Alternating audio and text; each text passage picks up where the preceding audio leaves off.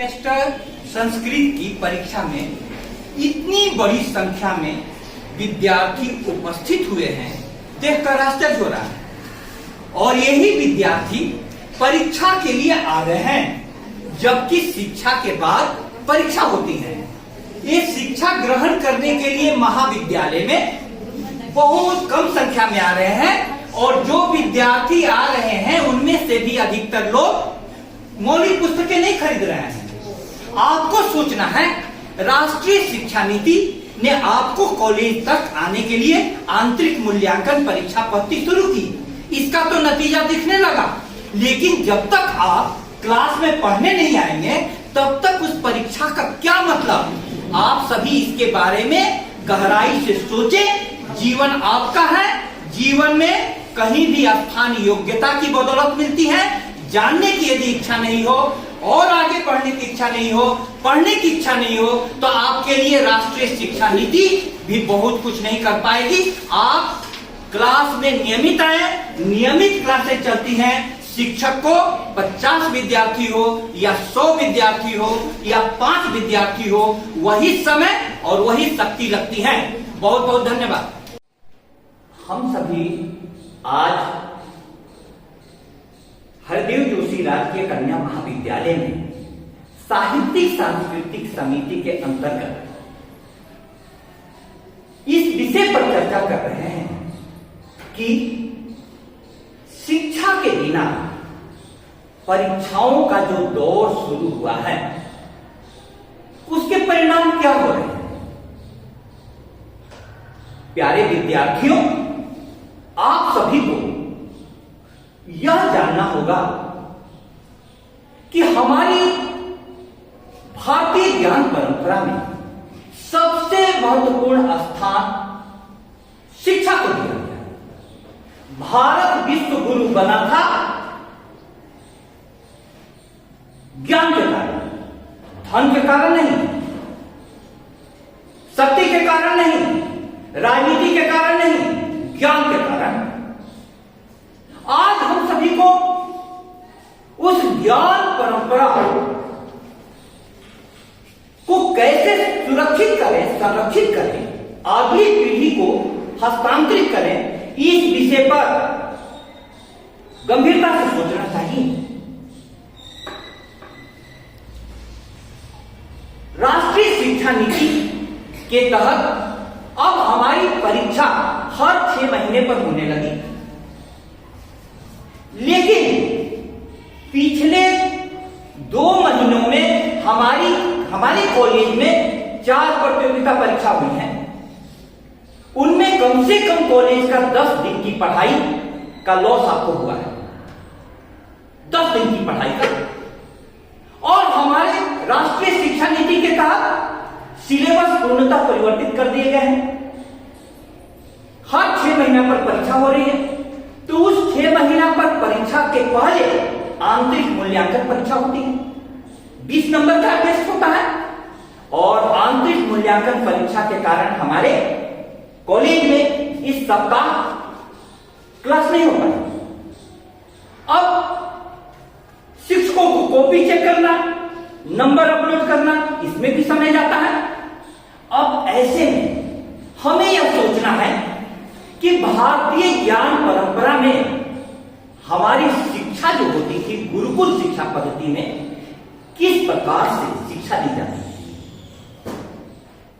राजा दशरथ के चारों बेटे राम, लक्ष्मण, भरत, शत्रुघ्न को विश्वामित्र आए और उन्होंने उनसे कहा, तो राजा ने पूछा कि आप क्या चाहते हैं, आप फरमाइए, आपको वो चीजें मिलेगी। लेकिन गुरु धन की खोज में नहीं आया था, शिष्य की खोज में आया था। उन्होंने क्या कहा, असुर समूह सतावहि मोहि, मैं जाचन आयऊ नृप तोहि, अनुज समेत देव रघुनाथा, निशिचर बध में हो बसना था। हे राजन, असुर लोग मेरे को जंगल में सताते हैं, इसलिए अनुज समेत देव रघुनाथा, राम लक्ष्मण भरत शत्रुघ्न को हमें दीजिए। पर्पस क्या है? निशिचर वध में होव सना था, मैं उनको ऐसा तैयार कर दूंगा जिससे राक्षसों का वध हो जाएगा। अब गुरु इस प्रकार से तैयार करता था विद्यार्थियों को, और वहां महल से कहां ले गए? जंगल में। जंगल की सारी चुनौतियां हैं। शुरू से ही यह संदेश मिलता था कि जीवन एक चुनौती है। जमीन पर सोना, कम से कम कपड़ों में रहना, गुरु के अनुसार आचरण करना, गुरु के उठने के पहले उठ जाना और उनके सोने के बाद सोने जाना। गुरु जिस प्रकार से उठता था, बैठता था, स्वाध्याय करता था, गुरु की निगरानी में वो सारी बातें शिष्य सीख जाता था। अब फिर उसके बाद गुरु परीक्षा लेता था, और प्राचीन भारतीय ज्ञान परंपरा में वो परीक्षा लिखित भी होती थी और व्यवहारिक भी होती थी। आपको एक छोटी सी कहानी सुनाऊं। गुरु ने अपने आश्रम के सारे विद्यार्थियों को कहा कि आपको मैंने वर्ष पर्यंत अच्छी प्रकार से पढ़ाया है, अब आपकी परीक्षा ली जाएगी। परीक्षा लिखित ली गई, और लिखित परीक्षा देने के बाद सारे विद्यार्थी निश्चित हो गए। उनको लिखित परीक्षा का नंबर दे दिया गया। लेकिन लिखित परीक्षा में पूछा क्या गया था? यह पूछा गया था कि जीवन में यदि रास्ते पर कांटे हो तो आपको कांटे को हटाना है, रास्ता बदल कर करके भाग नहीं जाना है, कांटे को फांद कर पार नहीं कर जाना है, क्योंकि वे कांटे दूसरे को चुभेंगे। इस बात की लिखित परीक्षा हुई, सबको नंबर दे दिया गया। सारे विद्यार्थी नंबर लेकर करके, प्रमाण पत्र लेकर के चल दिए। वो तो सोचे कि गुरु जिन्हें तो परीक्षा में पास कर दिया, सबको अच्छे नंबर मिले, जैसे आपको आजकल परीक्षा में अच्छे नंबर मिलते हैं, 80%, 90%, 100% तक नंबर मिल रहे हैं। तो वो परीक्षा का प्रमाण पत्र लेकर के चले। एक जगह रास्ते में कांटे पड़े हुए थे। कांटे को देखते ही कुछ विद्यार्थियों ने, चूंकि उनको गांव जाने की जल्दबाजी थी, कुछ विद्यार्थियों ने छलांग लगा दी। जो विद्यार्थी उतना लंबा छलांग नहीं लगा सकता था, वो बगल के रास्ते से कांटों के उस पार हो गया।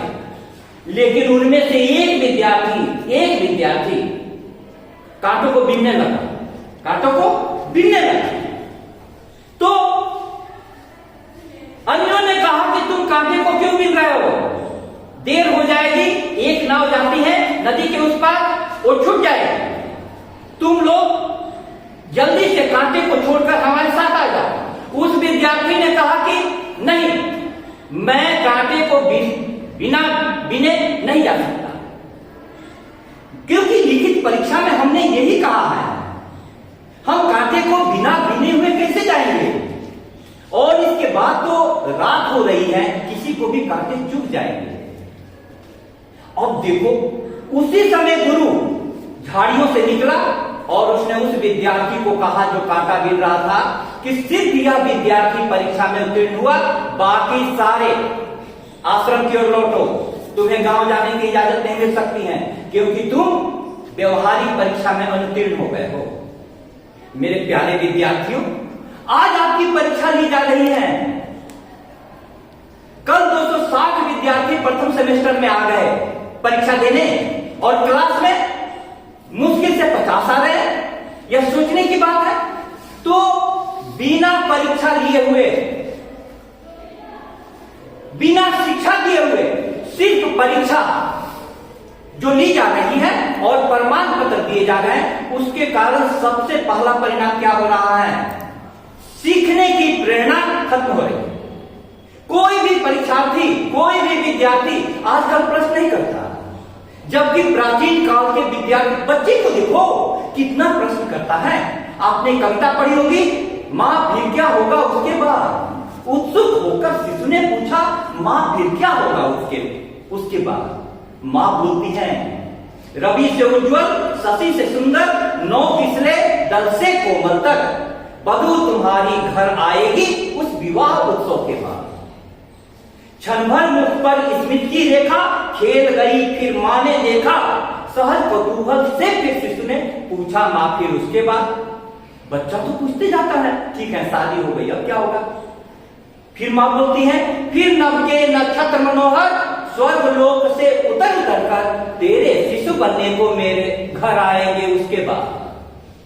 अब बच्चे के आने की खबर सुनकर के बच्चे पर क्या गुजरता है, मेरे नए खिलौने लेकर कहीं चले न जाए वे अपने घर। सहज कौतूहल से फिर शिशु ने पूछा मां फिर उसके बाद। बच्चा इतना पूछता है। आजकल के विद्यार्थी आप लोग प्रश्न पूछते हैं? एकदम नहीं। विद्यार्थी आते हैं मौन धारण किए हुए, कोई प्रश्न नहीं पूछता है। हम लोगों ने नीति संकल्प में पढ़ा, मौनम सर्वात् साधनम। अज्ञानियों के अज्ञान को ढकने का सबसे बड़ा उपाय मौन है, चुप रहे। तो सबसे पहली बात कि सीखने की प्रेरणा लगातार हो रही परीक्षाओं से खत्म हो रही है। दूसरी महत्वपूर्ण बात, प्रतिभा और परिश्रम को प्रोत्साहन नहीं मिल रहा। एक प्रतिभाशाली विद्यार्थी है, उसको भी वही नंबर आ रहा है। एक ज्यादा परिश्रम करने वाला है, उसको भी वही नंबर आ रहा है, और दूसरे को भी वही नंबर आ रहा है। तो आप अंतर कहां कर रहे हैं? शिक्षा जगत का काम है कि कोयले और हीरे में अंतर किया जाए। कोयला ही हीरा बनता है, लेकिन हजारों वर्षों तक उस दबाव को, उस ताप को सहता है, तब हीरा बनता है। तो जो होना चाहिए, हम लोग सोने के गहने भी बनाते हैं, तो कब बनाते हैं? उसको घिस करके टेस्ट करते हैं। सोने की टेस्टिंग होती कि नहीं? यथा कंकम चतुर्भी परीक्षते निघर्षण छेदन ताप ताड़ने तथा चतुर्भी पुरुष परीक्षते शिलेन गुणेन कुलेन कर्मणा। जिस प्रकार से सोने को घिस कर, छेद कर, ताप देकर और ताड़ कर, पीट कर टेस्ट किया जाता है, उसी प्रकार से परीक्षार्थियों की भी परीक्षा होनी चाहिए। तब उसकी प्रतिभा और परिश्रम के साथ न्याय होगा। सबको पास कर दो, सबको नंबर दे दो।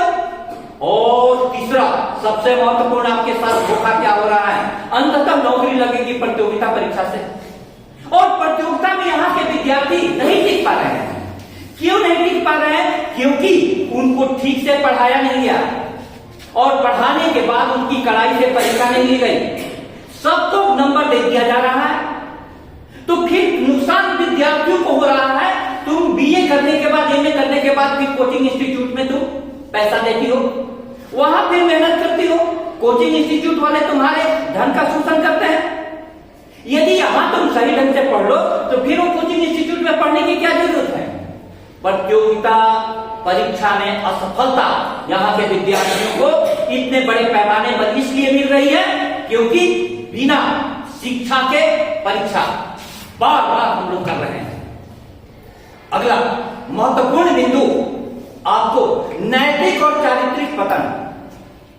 जब कभी भी आप गुरु के संपर्क में नहीं है, और यहाँ के विद्यार्थी मौलिक पुस्तकें नहीं खरीदते हैं, क्लास में नहीं आते हैं, सिर्फ पासबुक खरीद लेते हैं, और उससे कुछ भी पासबुक में इतनी गलती होती है उसको लिख कर करके जैसे भी लिखते हैं उनको नंबर आ जाता है। संस्कृत का एक श्लोक है, आप ध्यान से सुनिएगा। पुस्तक पठितम न अधितम गुरु सनितो सभा मध्य न शोभन्ते जार गर्भा यू स्त्रिया। पुस्तक पढ़ा लेकिन गुरु के साथ नहीं पढ़ा तो सभा के मध्य में उसी प्रकार से वो शोभायमान नहीं होगा जिस प्रकार से बिना शादी के बच्चा समाज में स्वीकृत और सम्मानित नहीं होता है। बच्चे प्रोसेस होने का, पैदा होने का ढंग प्रोसेस तो एक ही है, लेकिन शादी के बाद एक बच्चा पैदा होता है तो घर में थाली बजाई जाती है, समाज में आयोजन किया जाता है, लेकिन बिना शादी के बच्चा होता है तो उसको स्वीकार किया जाता है। कुंती को कर्ण पैदा हुआ था, कर्ण जैसा महारथी, बिना शादी के। कुंती ने क्या किया? उसको मंजूषा में बंद कर करके नदी में बहा दिया। कर्ण जैसा जैसे प्रतिभाशाली को भी समाज में जगह नहीं मिली। तो नैतिक और चारित्रिक पतन, क्योंकि हम विद्यार्थियों को मेहनत के लिए, तपस्या के लिए, उनको ऊंचाइयों पर जाने के लिए प्रेरित करने वाला वातावरण नहीं दे रहे हैं। तो मैं अपनी बात आपको आगाह करते हुए यह कहना चाहता हूं, हम सभी को सोचना पड़ेगा। शिक्षा जगत में एक तरफ आप शिक्षार्थी हैं, दूसरे तरफ हम शिक्षक हैं। हम सभी मिलकर सोचे, इसके साथ समाज भी सोचे, सरकार भी सोचे, क्योंकि एक सर्वे आया है कि पढ़े लिखे लोगों में बेरोजगारी सबसे ज्यादा है और जो पढ़े लिखे नहीं है उनमें बेरोजगारी न्यूनतम है। क्यों? क्योंकि जो पढ़ता लिखता नहीं है, जो कॉलेज आने जाने में, शिक्षा संस्थान में आने जाने में समय नहीं देता है, उसी समय को अपने किसी कला के विकास में लगा लेता है, किसी प्रतिभा के विकास में लगा लेता है और कोई हुनर सीख जाता है और वह अपने आप को इस जगह पाता है कि अपनी आजीविका चलाने के लिए, अपना घर चलाने के लिए अर्जन कर सके। और हमारे विद्यार्थी कॉलेज से डिग्री ले रहे हैं, प्रत्येक साल लाखों करोड़ों बच्चों को डिग्री दी जा रही है और उनकी फौज खड़ी हो रही है, हमको नौकरी चाहिए, और पता चलता है कि योग्यता नहीं है, आपको कोई नौकरी नहीं मिलेगी। इसीलिए परीक्षार्थियों, आपको मैंने कहा कि आप सोचो, क्लास में नियमित आइए, लगातार हमारी क्लासें चल रही है और उन क्लास में पढ़ करके गुरु के साथ आप अपनी योग्यता बढ़ाइए। जीवन में अंततः योग्यता ही काम आती है। तो आप सभी से आपका कोई प्रश्न हो, कैसा लगा लेक्चर?